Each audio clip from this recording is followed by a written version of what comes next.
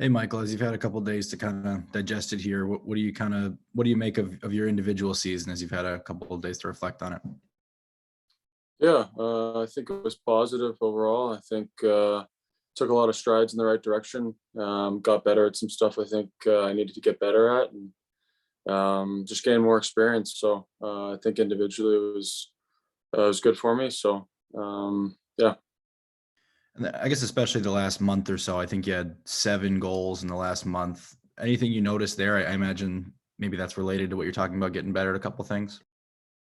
Yeah, I think just kind of comes with confidence, comes with just figuring things out. So maybe I just started to kind of figure it out, and maybe got some luck too. So can't really put a finger on it. I try to play the same kind of way, try to play hard, try to play the right way. But I think it's just kind of me just slowly kind of understanding it, and maybe just stuff clicking for me. What are your plans for the summer? Are you going back to British Columbia? Are you staying around here? Yeah, I'm home now. Yeah, I'll be home for a little bit with my family, and then I'll be back in Detroit. I'm not really sure quite when, but I usually spend a little bit of summer there training and skating with some of the guys. So yeah, just enjoying some family time as of right now. Thank you. And Sarkhan?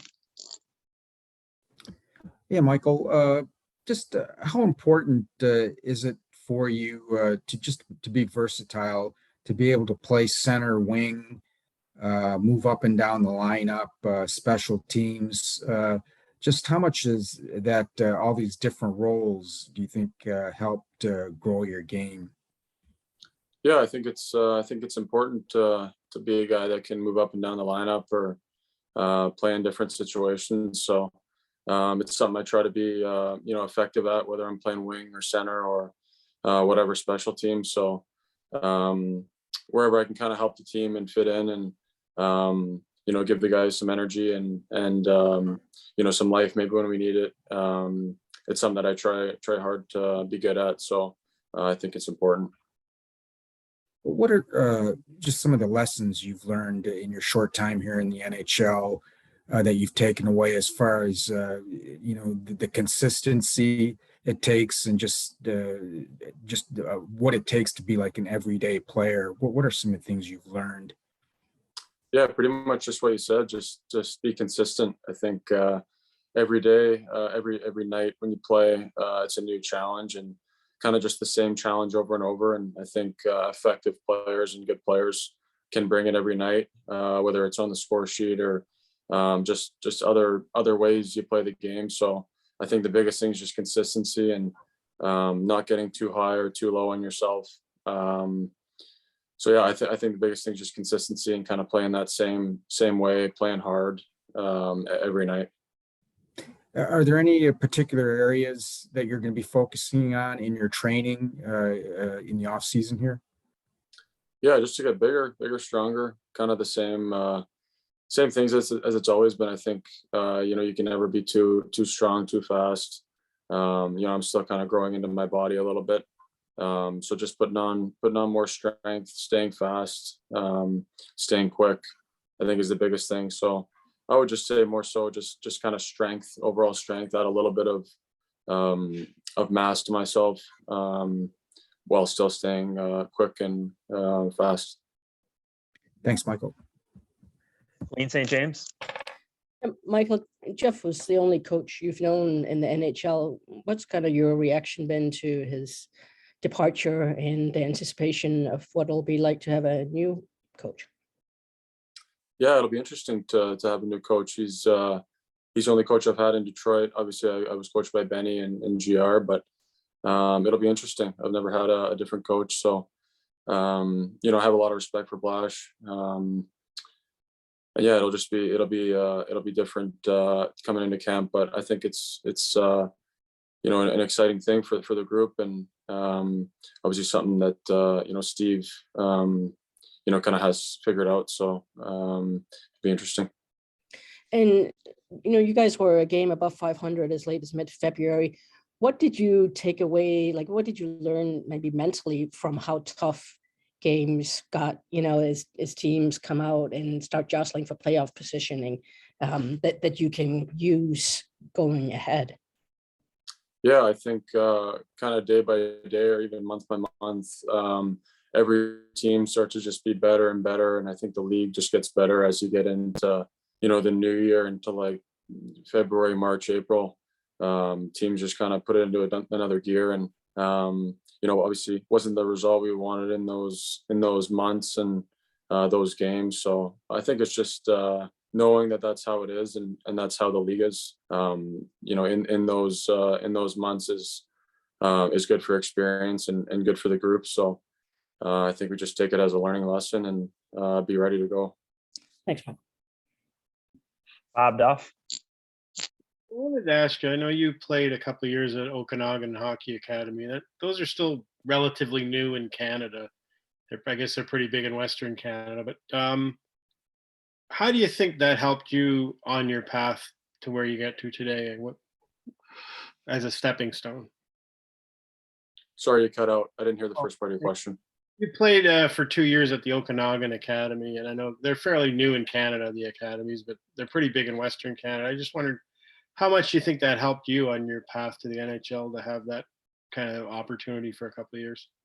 Yeah, it was huge. When I was there, it was kind of I would say just kind of starting up, and those leagues were just kind of starting up.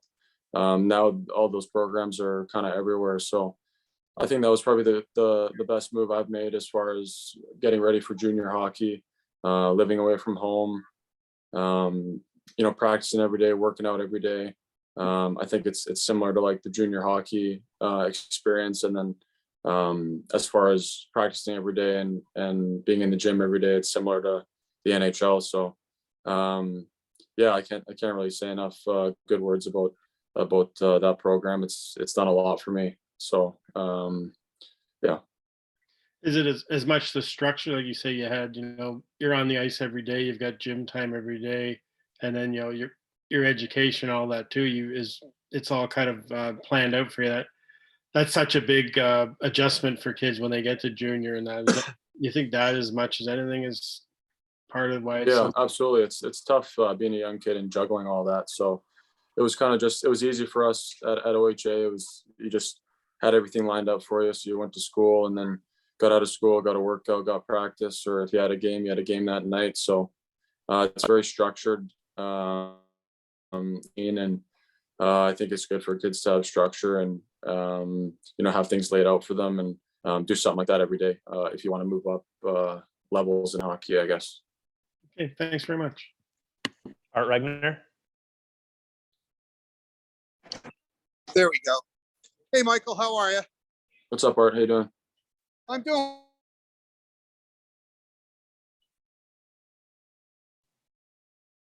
I think you're having some Art. We missed the start of that question. I think you're having some connection issues.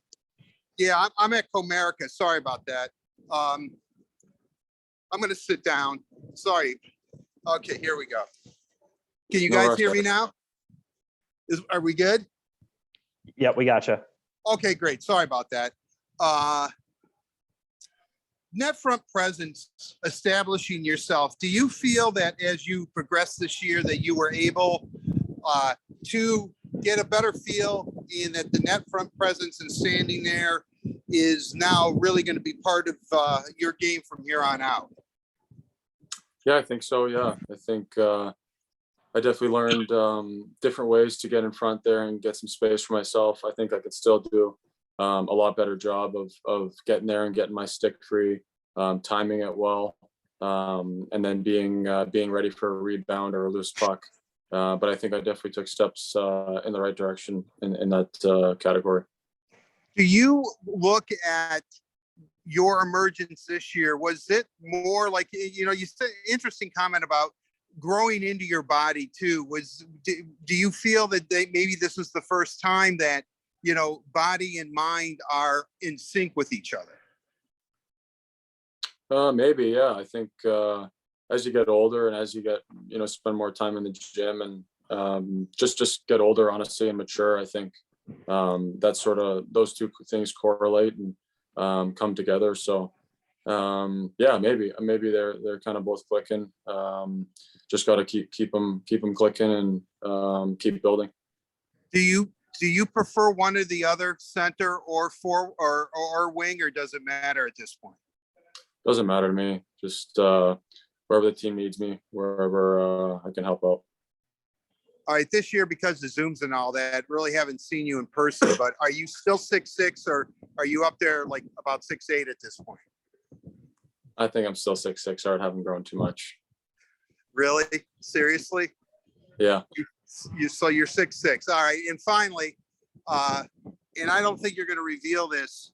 Do you prefer to eat plums, the fruit, drink the juice, or use plum extract? Next question. Really? Come on. So you still hate them, huh? Yeah, haven't tried one. All right. I can't believe that. All right. Michael, best of luck to you. Look forward to talking to you. Good luck. Thank you. Thanks, sorry. All right, last question, Ted Colfin. I don't know how I'm going to follow that up. Tough one. That's a tough one, Michael. Hey, if you look back the last couple of years, I mean, was there one turning point or like one time, like where you said something about clicking in? I mean, was it that time in Europe, or maybe that first or second time you went to GR that kind of everything kind of clicked in or helped you out, you think? I wouldn't say one moment. I think all my experiences have kind of built, to kind of who I am and how I operate. So I wouldn't say too much. I'd say last year going to the minors at the start of the year, you kind of have a choice when you go down there. You got a choice to kind of mail it in and just, think someone's, screwing you, or you're not getting an opportunity, or you can do the opposite and look yourself in the mirror and get to work and know that you gotta improve on things or be better. So I'm not really sure if it was a moment. It's just you just got to have like a desire to be a good player and carry yourself well and just work as hard as you can. That's really what I've learned. Just if you work hard and you're a good person, it'll come out on the right side for you. I do kind of remember you were kind of disappointed with that one, though, aren't you? I mean, you kind of felt you did enough in training camp, if I remember right, to make the team. Did that kind of motivate you or spur you on, or whatever you want to call it? Yeah, I'm not sure if I ever said that. But yeah, I mean, you're disappointed when you don't make the team for sure. So you just take it as fuel and take it as motivation to get up there and get in the locker room and never leave it, pretty much. The last one, how did Blash help you the most, do you think? Or in what ways did Blash kind of help you to grow as a player and stuff like that? I would say about Blash, I don't think he ever handed me anything. I think he expected me to be a hard worker, do it the right way, buy into the team, buy into the system. And for that, I'm grateful for Blash for that. I think, I owe him a lot in the sense that he didn't hand me anything, and he taught me in that way that it's real hard to be a good player and an everyday player. And, I'll definitely take that for the rest of my career for sure. Sounds good. Thanks for this, Michael. Thanks. All right, those are all the